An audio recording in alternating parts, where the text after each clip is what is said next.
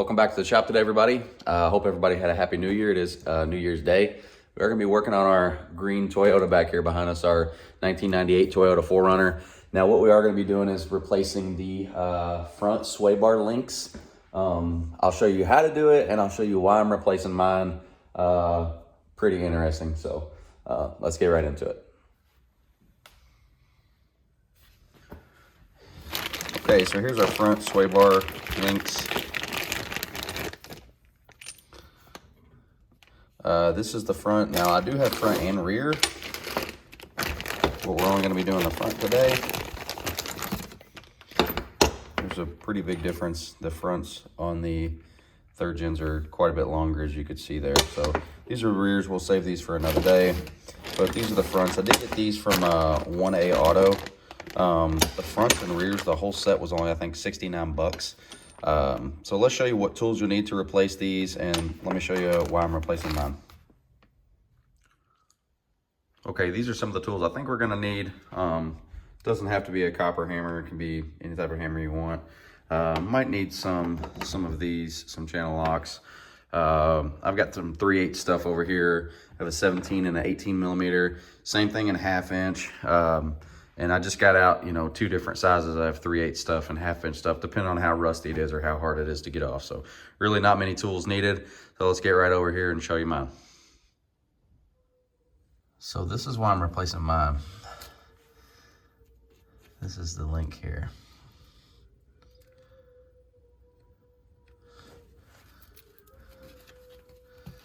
It's not connected to shit. I guess it rusted off, and this frame and everything on this truck is actually pretty good shape. There's really not a lot of rust on it, but these rusted completely off. So we're going to be replacing them today. All right, so this lower nut down here is an 18 millimeter.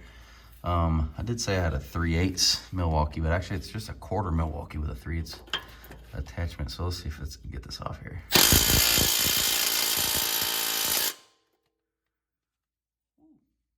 Nope.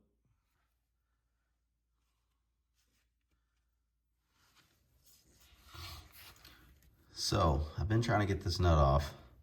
There's a collar back here that you have to hold. I don't have the new part yet here. You have to hold this collar here while you spin this off.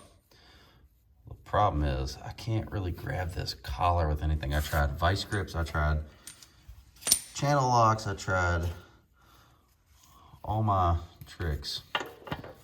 So what I'm gonna do, or what I plan on doing, I'm gonna cut this thing off.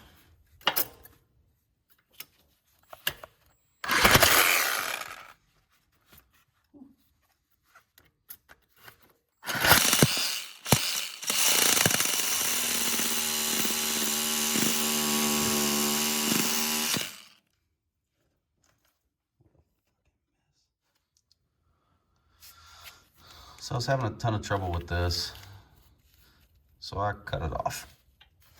I'll show you what I was having trouble with. This collar. You have to hold this collar right here, like that, while you take the nut loose, and it was not wanting to work for me. So I just got out my hacksaw and cut it off. If it isn't one problem, it's another. But it's all good. So one thing I noticed was that the distance between my bottom mount here and the top of my sway bar was way up high. It's like up here. And if I was in, I was still way too high. So what I did was, if I can get this on camera, bear with me. I took a ratchet strap to the actual sway bar and just ran it back here to the frame. And then as I ratchet it, it brings that down to me right where I need to be.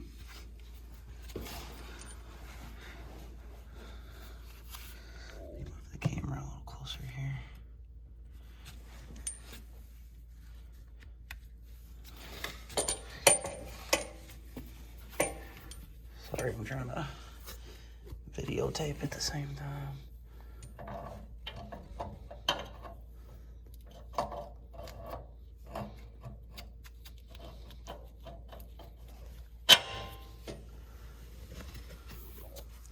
Okay, but you'll see it's still short. So what I'm gonna do is I'm gonna take this strap,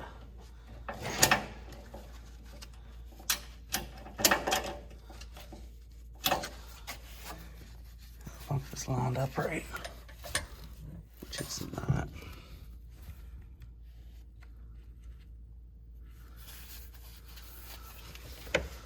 There we go. So I'm gonna ratchet this strap and it should bring it down to where it needs to be. Make sure that thing is good and lined up. All right, that hopefully is enough to get my bushing on the top.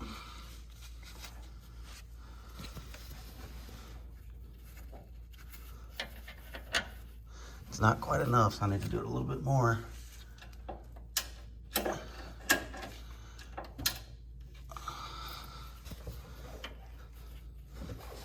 Maybe enough to get the nut started.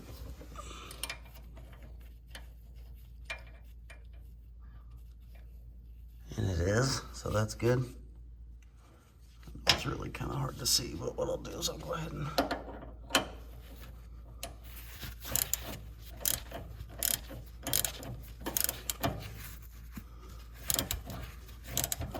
tighten this top one up. This is 17 millimeter, and I'll go back and I'll tighten the bottom one, which is an 18 millimeter.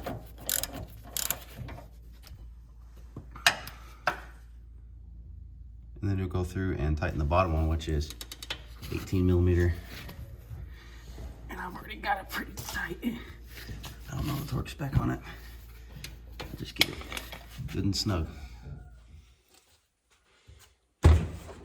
So, did the passenger side. To get this off, to me, it's a pain in the ass. But, I'll tell you how I did it. I'll tell you how I think I screwed up. And I'll tell you what I think we can do differently on the other side. So this collar,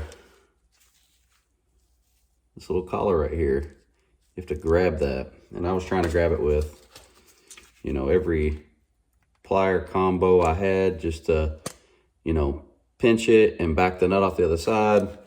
I tried all of these, really couldn't get, I got it a little loose, but couldn't get it all the way off. So I ended up taking the hacksaw, cutting it right off, no problem. But something that I noticed, something I probably should have researched before I did it, is that right on the end of the bolt. So it's a number 5 Allen key. So I could take a 17 millimeter ratcheting wrench like that, hold the Allen key,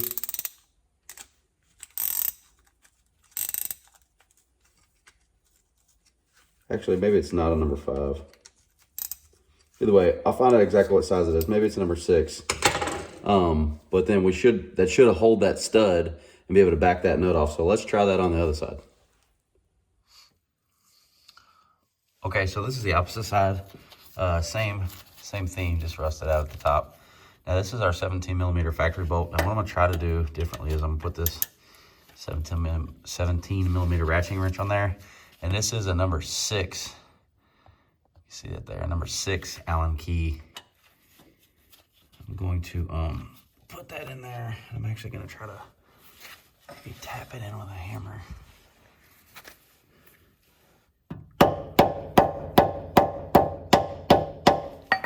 So it's in there good. See if we can maybe hold this. I feel like my Allen head was spinning in there.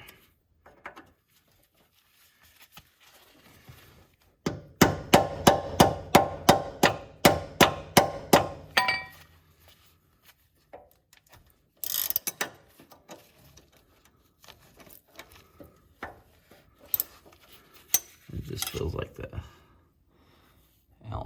just spinning in there. I can't win today, can I?